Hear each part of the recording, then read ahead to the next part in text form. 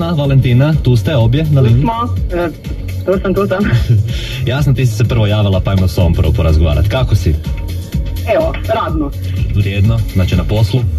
Da, malo ali napravila pauzu. Otvoreni, naravno. Napravila pauzu za karte za Ultru da uzmeš si, jel? Evo, može, baš danas nisam bila na pauzi.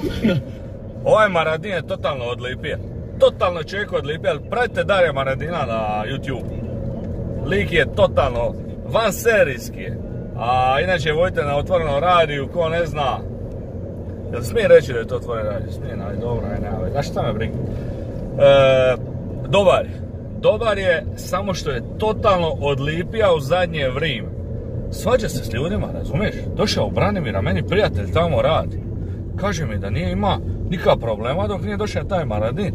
Da ga je ispizdio. Čovjek je dao otkaz, neće više raditi. Kaže, još 2 ovakva kupca za ludnicu je spreman.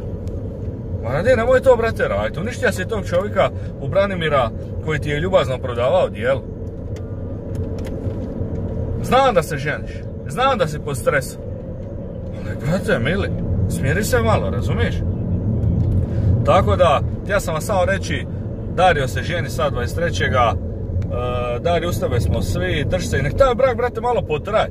Nemo 15 dana, 20 dana, mjesec, 2-3 godine vrh glave. Daj to, nek to ide, razumiješ? I vodi, brate, taj radio.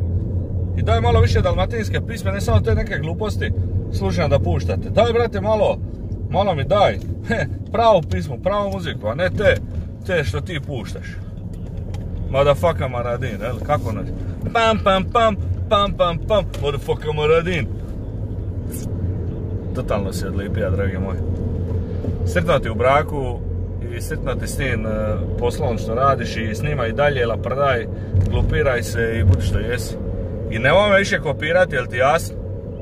Ima 3 godine si me počeo kopirati. Doduše, ja sam se sad tek pojavio prije 3 mjeseca, ali ti si zna da ću se ja pojaviti i odmah si me u startu počeo kopirati. Nemoj to raditi. Ljudi to vide sve, razumiješ? Tamo pratite tog Maradina, ajde. Ja sam samo čovjek s mora.